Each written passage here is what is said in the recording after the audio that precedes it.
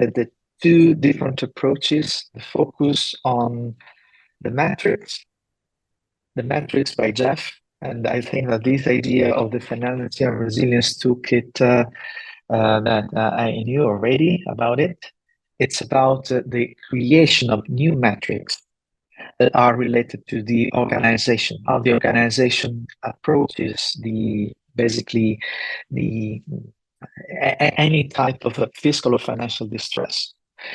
While in the presentation by Eric, I think that the focus was much more on the, let's say, the metrics were quite traditional to a certain respect, because the financial health KPIs are quite there in the literature, and the list of the KPIs that we, let's say, presented was quite, yes, quite traditional, quite known.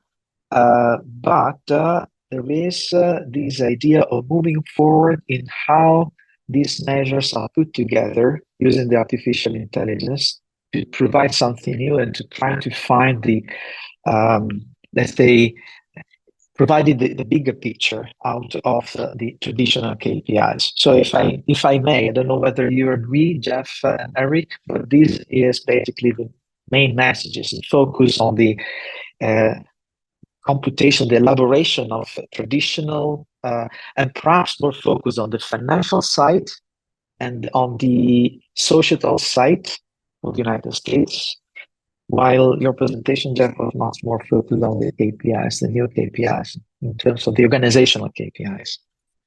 I don't know whether you want to add something, Eric or Jeff. I don't see Eric. No, Raina, sorry, I see you. If you want to say something, Eric first. Sure. And then Jeff. I think, I mean, yeah, and Jeff actually presented to our group last week, which is a group of state government officials. And I think there's a lot of interest in giving tools that states would like to give local governments tools for them to assess their own challenges and do something about it, as opposed to the state having to be the bad guy, quite frankly, and come in and do some kind of intervention. State governments obviously have access. They don't have access to this kind of information about organizational capacity or even socioeconomic conditions on the ground. So there's often limitations. States are going to use what they have available. The federal government, there was a comment about the federal government. The federal government's even less able to do much about this, quite frankly. So you tend to get very crude tools at the state or federal level to do this kind of stuff. So I think, you know, what Jeff's showing is an important new set of ideas. Some of the artificial intelligence may give us some new ways to measure this at a broader level with socioeconomics and other things. How good that's going to be, I think, is unclear at this point, honestly, because, you know, garbage in, garbage out. So if the information on the internet is questionable, then I'm not sure how good AI is going to be either. But you know, so I don't know. I think what Jeff's offering, though, is an important set of tools that local officials could use to assess their own situations. And I think there's interest in that because a lot of state governments simply don't want to do this strong intervention. It's just not popular. It often doesn't work, quite frankly. And I think we probably need new ideas. So we'll see. So I think there'll be some interest in thinking about that here as well. And Jeff, on your side, have you thought or already done the usage of AI with the data you collect through this financial resilience toolkit? No, it is something that we're very keen on, and that I am having initial conversations with academic partners around capacity to embed technologies, not just AI, but even things like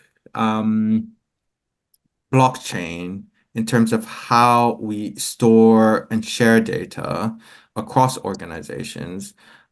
Technology just generally is important, but the hurdle for this is often capacity. it's not just the skill set, but it's just that capacity across local government in the UK has been so hollowed out that you have much fewer people doing the same number of tasks and responsibilities.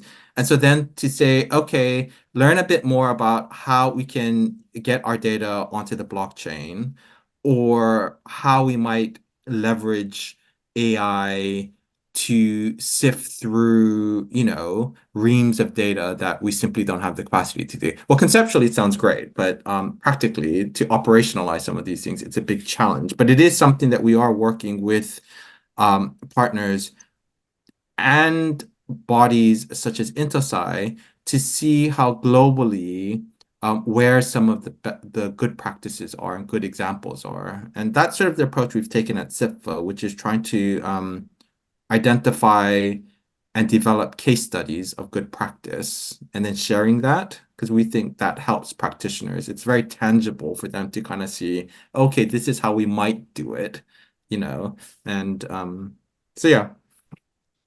So I would say more tailored, organizational oriented approach. Yeah, I mean, tailored is a tricky word because even CIPFA, we're a very small organization, so there's only so much bespoke things we can do. So a lot of the tools we develop, such as this financial resilience toolkit, they're very flexible. They're off the shelf, they're free to air. And we think free to air is really important because the organizations that tend to need these resources the most are the ones least able to A, identify which resource to use, but B, they don't have any money, even if you rock up and say, okay, this is a really good tool. And they're inundated with all these commercial outlets saying, oh, we have the latest thing that's going to solve all of your problems, despite the fact that there's very little standardization or continuity of products across organizations. So if you have hundreds of local authorities across a country, then how do they work with each other or identify synergies or best practice when their systems don't even talk to each other? So technology alone, I don't think is going to be the answer. It's aligning technology with existing capacities in a way that allows systems and data sets to talk to each other that I think would be critical. Okay, thank you. I will pick the first question that we received to Eric. From your presentation, from Don to Eric, from your presentation, it seems to me that states are doing comparatively better in terms of the tools and accountability measures to foster financial fiscal resilience than the federal government. For example, I find the concept of doing costs and disclosure really interesting. What, in your view, accounts for this? Is it because states and the federal government face different accountability realities? This is for you.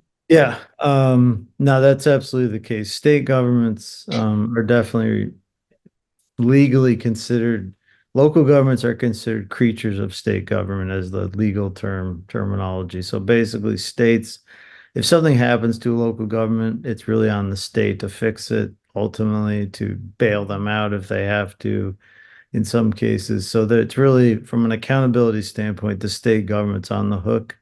They're really one system, not always treated that way, but that's the legal reality.